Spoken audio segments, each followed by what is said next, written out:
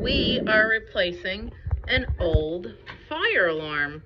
So we're gonna take this one down and put up our new alarm. Here's the old alarm. Can I have the new one? Thank you. We're gonna measure where our screws go. They had a little bit of green paint left. Now we're going to screw in our new screws. A screw here and a screw here.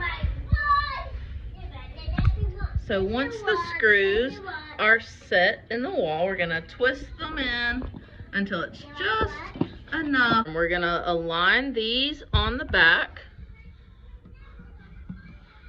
and get it set into place on our new screws. Ta-da! Test it. It works. Good job.